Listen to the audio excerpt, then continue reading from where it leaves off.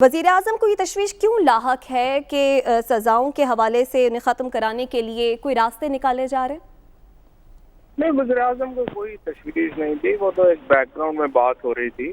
Supreme court bar की एक statement चल रही थी कि वो जा रहे हैं कि ये सुप्रीम कोर्ट जो है वो नाइल की ख़त्म करे। तो प्राइम मिनिस्टर ने कहा कि यहाँ पे हमारे मॉरल डिक्लाइन इतना हो गया है कि एक आदमी जो कि सबके सामने जिसकी चोरी पकड़ी गई, जिसका जो इंटरनेशनल स्कैंडल जो है जिनका यहाँ पे आया, जिसका सबको पता चल गया चोर है, उसके ऊपर जो है वो अगर सुप्रीम कोर्ट बार जैसी ऑर्गेनाइजेशन जाके कहे कि नाइली खत्म करो, तो ये शो करता है कि हमारी सोसाइटी में करप्शन कितने एक्सेप्टेबल हो गए। तो ये सिर्फ बात हुई थी, तो इस तक उन्होंने किसी कंसर्न का इजहार नहीं किया। बाकी नवाज शरीफ को हम तो रोज कह रहे हैं, वो आए नवाज शरीफ साहब तो खुद गए हुए, हम तो रोज कह रहे हैं, वो आ क्यों नहीं है ना। सवाल तो ये पैदा हो रहा है फवाद साहब, लेकिन PMLN बड़ा बता रही है कि जी माहौल बन रहा है, और आप अच्छी तरह जानते हैं कि पाकिस्तान में जब इस तरह कोई जमात कह रही हो कि माहौल बन रहा है, कुछ होने वाला है, तो बात तो किसी और तरफ चली जाती है। कहीं खुदा न खास्ता ऐसा तो नहीं कि कुछ हो रहा है और हुकूमत को ना पता हो? देखिए, बात ये है ना, ये हमारा एक परसेप्शन बन गया, क्योंकि हमारा एक तो मैं समझता हूँ हमारे मीडिया में एस्टैब्लिशमेंट के ऊपर इतनी डिस्कशन होती है, और एस्टैब्लिशमेंट का इतना हमने फौज का एक बिल्कुल उनका जो किरदार है उसको इतना हम फवाद वो तारीख की रोशनी में होती है ना, तारीख है हमारी। तारीख इतनी कोई नहीं है, बस हो गया उस वक्त वाकयात है, पूरी दुनिया में हुआ है। ये बड़ा अनफॉर्चुनेट है जो हम फौज के साथ कर रहे हैं, पाकिस्तानी मीडिया जो कर रहा है, ये बहुत अनफॉर्चुनेट। और मैं आपको बताऊं, इसका शदीद नुकसान पहुंचा है पाकिस्तान को, पाकिस्तान के इमेज को। और ये कहना कि हर बात पाकिस्तान में फौज कहती है तो सूरज निकलता है, फौज कहती है तो सूरज डूबता है, फौज कहती है तो सुबह होती है, फौज कहती है तो शाम होती है। फवाद, अब आप इसमें सारी बात हम पे न डालें प्लीज। अब 1 पेज आप कहा करते थे, आपने कहा था 1 पेज हम एक सफ़े पे हैं सारी क़यादत, और उसके बाद अब अगर कोई दूसरी जमात भी एक ज़माने में 1 पेज का तस्वुर पेश किया करती थी, अगर आज वो 1 पेज पे नहीं है तो इसमें हमारा कसूर नहीं है, पॉलिटिकल पार्टीज का अपना काम है।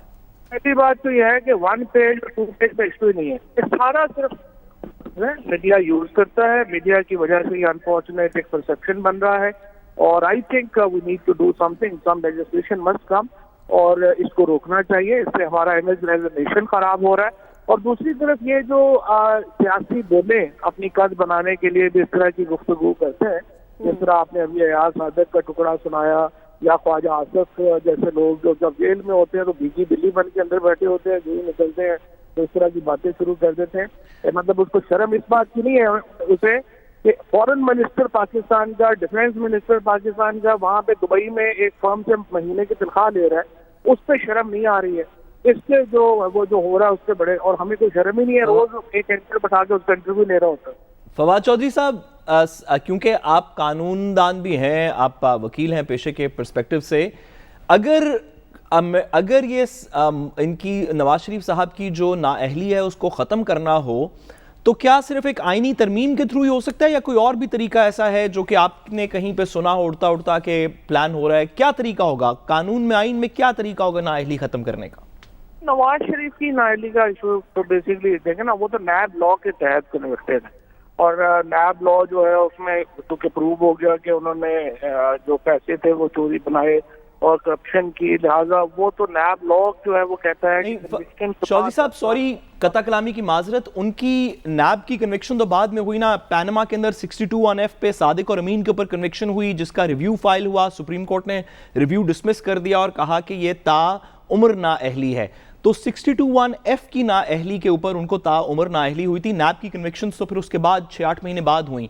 तो क्या तरीका होगा उस 62(1)F की कन्विक्शन का या डिसीजन का, जो जिसमें रिव्यू डिसमिस हो चुका है सुप्रीम कोर्ट से, कि उसको वापस किसी तरीके से बहाल किया जाए? क्या तरीका होगा?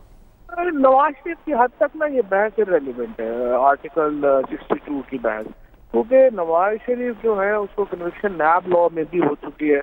तो अगर सुप्रीम कोर्ट का जो प्रिंसिपल है वो अगर चेंज होता है या नहीं होता, वो नवाज शरीफ पे तो अप्लाई नहीं करता।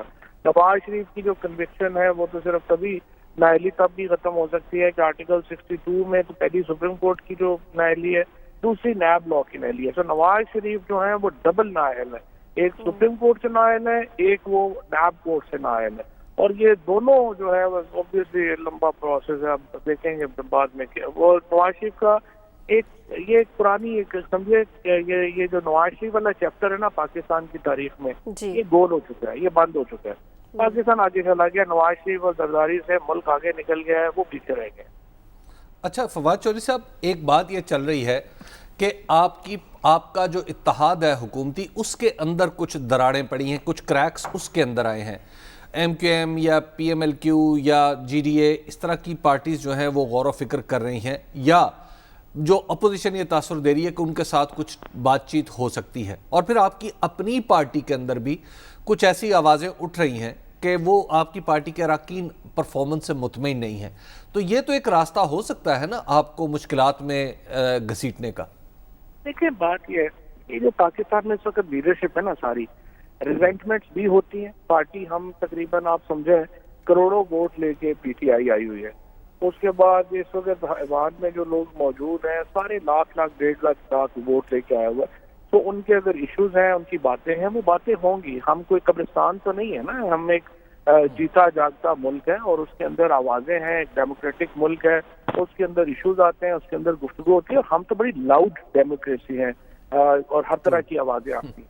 لیکن یہ جو اگر آپ ابھی تاریخ اٹھا کے دیکھیں گے تو ہر بل سے پہلے یہ پریڈکشن ہوئی اور میڈیا میں ہوا کہ یہ بل پاس نہیں ہو سکے گا. وہ ہم اپنے چوتھے بجٹ کی طرف جا رہے ہیں.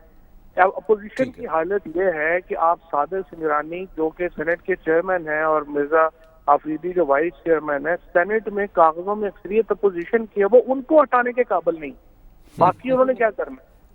فواد چودھری صاحب یہ بھی بتائیے کہ آپ نے تھوڑی سی بات اس کے اوپر شروع میں کی, لیکن اس کو تھوڑا سیریسلی اگر سوچ لیجئے, آپ بطور گورنمنٹ تو نواز شریف صاحب کے واپس پاکستان آنے کے حق میں ہیں, یہ بات درست ہے؟ کیونکہ آپ نے پہلے بھی ایفرٹ کرتے رہے کہ نواز شریف صاحب واپس آئیں, تو اگر وہ کل فیصلہ کر دیں کہ میں واپس آ رہا ہوں تو گورنمنٹ اس فیصلے کا تو خیر مقدم کرے گی, پھر آگے جو بھی قانونی کارروائی ہوگی وہ چلے گی, یہ بات درست ہے؟